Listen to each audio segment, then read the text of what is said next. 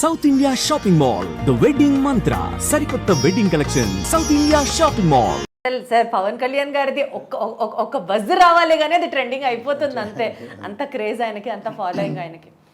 బేసికల్గా sir as a producer ఈ project విషయంలో డ్యూరేషన్ కావచ్చు, ఇన్ని ఇయర్స్ ట్రావెల్ చేయడం కావచ్చు, అప్స్ అండ్ డౌన్స్ కావచ్చు, మీకు బాగా toughest challenge being a producer of Harihara Veeramallu సినిమాకి ఏమనిపించింది సార్? ఏ సిచ్యువేషన్ అనిపించింది? ద లాంగ్ జర్నీ అందరికీ తెలిసిందే. ఎందుకంటే మధ్యలో కరోనా వచ్చినప్పుడు అందరం అసలు ఇక్కడ లేవు, కనెక్షనే లేదు ఎక్కడ. మళ్ళీ సెకండ్ కరోనాలో అప్పుడు కళ్యాణ్ గారు కూడా కరోనా వచ్చింది. ఆయన బాగా ఫేస్ చేశారు. చాలామంది ఆయన రికవర్ అవ్వాలని మేము అనుకున్నాం. టైం పట్టింది. రికవర్ అయిన తర్వాత అప్పుడు భీమ్లా నాయక్, హరిహర వీరమల్లు రెండు ప్యారలల్గా చేస్తున్నారు. అప్పుడు ఆఫ్టర్ కోవిడ్ అంత ఇమ్మీడియట్ రికవర్ ముందు ఒక సినిమాని ఫినిష్ చేసి దాని ముందు అది రిలీజ్ చేద్దాం. తర్వాత చాలా టైం బట్టి తర్వాత మా షూటింగ్ వచ్చారు. వచ్చిన సీక్వెన్స్ తోటి అసలు అప్పుడే సినిమా అయిపోవాలి. కానీ ఆ సీక్వెన్స్ చాలా ఇంపార్టెంట్. అది దాదాపు 60 డేస్ చేసాం. అందులో దాదాపు 45-50 డేస్ కళ్యాణ్ గారు ఉన్నారు ఒకే సీక్వెన్స్. ఇంతవరకు మేబీ హిస్టరీ అవ్వచ్చు. ఒక సీక్వెన్స్ ఒక క్లైమాక్స్ చేసిన 10 రోజులు 15 రోజులు చేస్తాం. 60 డేస్ ఒకే ఒక సీక్వెన్స్. సో అందువల్లే దాంట్లో అంత పవర్ ఉంది. మేబీ అక్కడ రామోజీలో షూట్ చేస్తే అక్కడ ఒక హిల్ ఉంది. 4:30కి లైట్ పోద్ది.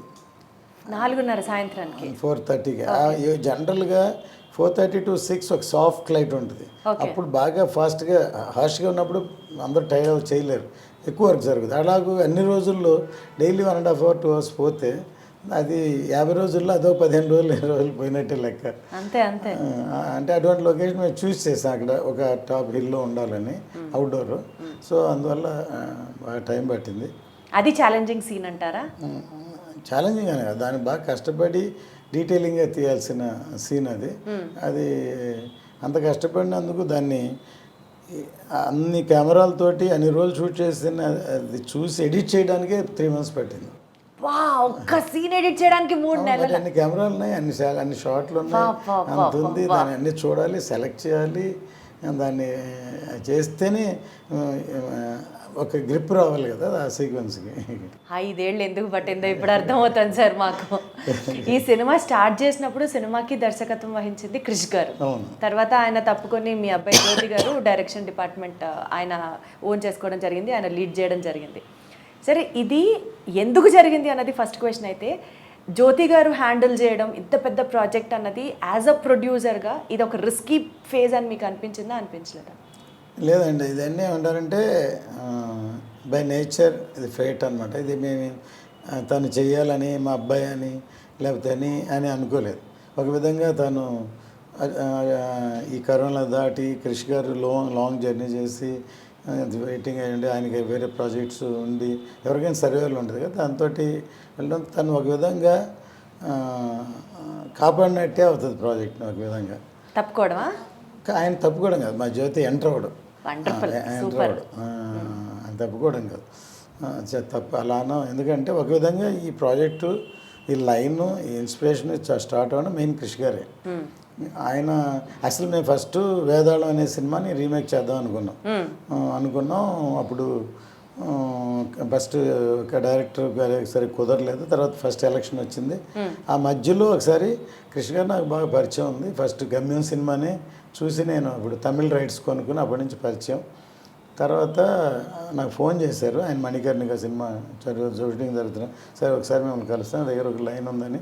బాంబే నుంచి వచ్చి ఒక 1 hour నాకు లైన్ చెప్పారు. లైన్ నాకు బాగా నచ్చింది.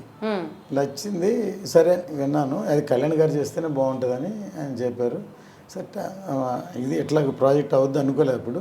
తర్వాత ఆయన ఎలక్షన్ అయిపోయిన తర్వాత ఏం చేద్దాం అని అడిగితే, ఇంకొక ప్రొడ్యూసర్ ఎవరైనా సరే ఇలాంటి సబ్జెక్టు కావాలని కోరుకోరు, చెప్పరు.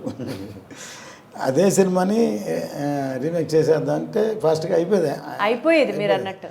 కానీ నేను చెప్పాను, ఇలాంటి ఒక లైన్ ఉంది కృషి గారిని చెప్తాను నేను పిలిస్తే అప్పుడు ఆయన నా మీద కృషి గారే చెప్పారు. ఆయన జడ్జిమెంట్ నేను నమ్ముతాను అని చెప్పి కృషి గారికి చెప్పారు. అలా స్టార్ట్ అయింది అనమాట ఈ ప్రాజెక్టు. స్టార్ట్ అయింది. దాని తర్వాత ఫస్ట్ కోవిడ్, సెకండ్ కోవిడ్ ఇవన్నీ క్రాస్ అయ్యి టైం పట్టింది. దానివల్ల లేట్ అవుతుంది ప్రాజెక్ట్. చాలా సంవత్సరాలు అవ్వడంతో తనకి వేరే కమిట్మెంట్ ఉందని తర్వాత తనే చెప్పి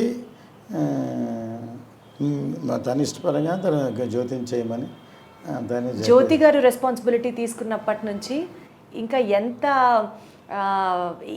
అంటే ఒక డైరెక్టర్ ఒక ప్రాజెక్ట్ని సగం కాలం నడిపించిన తర్వాత ఆ బాధ్యత తీసుకోవడం అనేది ఇంకా ఎక్కువ ప్రెషర్. అసలు యాక్చువల్గా మేము ఫుల్ కథని ఇంకా ఇంకా రాలేదు, చేద్దాం అనుకున్నాం. సరే టైం డ్యూరేషన్ అవ్వడం, తర్వాత ఎక్కువ సీక్వెన్స్ని ఆల్రెడీ ప్రీ క్లైమాక్స్గా ఇప్పుడు వాడింది అంతవరకు ఉంది. ఫస్ట్ హాఫ్లో చేసాం, ఇంతవరకు చేసాం. నేను పార్ట్ 1 చేద్దామని జ్యోతి ఎంటర్ అయిన తర్వాత అనుకున్న తర్వాత పార్ట్ 1 చేద్దాం అనుకొని దాన్ని అంత ఫుల్ఫిల్ చేయాలి, తర్వాత అంత స్ట్రాంగ్గా చెప్పాలి, దాన్ని చేయాలి. సీక్వెన్స్ షూట్ చేసాం. తను ఎంటర్ అయిన తర్వాత తను బేసిక్లీ రైటర్.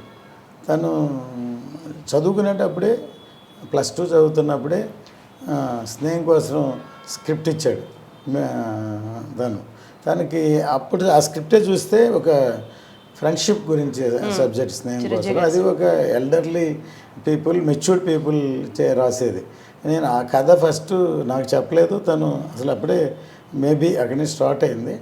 మేము ఒక డిస్కషన్లో ఉంటే కేఎస్ రవికుమార్ గారు డైరెక్టర్, దానికి డిస్కషన్లో ఉంటే నేను ఎందుకు మా అబ్బాయి కూడా ఇప్పుడెప్పుడు స్కూల్లో చదువుతున్నాడు, ఏదో ప్లే రాసి అందరూ చేస్తూ మేమని పిలవండి డిస్కషన్ని పిలిస్తే డిస్కషన్ ఇది మేము చేసేది తనకి నచ్చలేదు. 1 డేలో ఆ కథ అనుకొని డైరెక్టర్ నెక్స్ట్ వస్తే మేము లేము డైరెక్టర్కి చెప్పాడు. ఆయన ఆశ్చర్యపోయి సరే మీ డాడీకి చెప్పావా అన్నారు. చెప్పలేదు సార్ అని చెప్పాడు. సరే నేను రాగానే నాకు చెప్పారు, మీ అబ్బాయి ఒక కథ చెప్పాడు, నాకు నచ్చింది, మీరు కూడా ఒకసారి వినండి అని. పొద్దున్నే 5 గంటలకు లేపేశాడు నన్ను. డాడీ అప్పుడు చాలా యంగ్ అనమాట, ఈ కథ వినండి అని అంటే నేను షాక్ అయిపోయాను ఫస్ట్. ఎందుకంటే ఒక చిన్న కుర్రాడు +2 చదువుతున్నాడు, లవ్ స్టోరీ లేకపోతే యూత్ స్టోరీ చెప్తారు, కానీ అంత మెచ్యూర్డ్ నీకు ఎలా వచ్చింది ఐడియా అని అడిగాను. తను చెప్పిన ఎగ్జాంపుల్ ఇంకా షాక్ అయిపోయాను.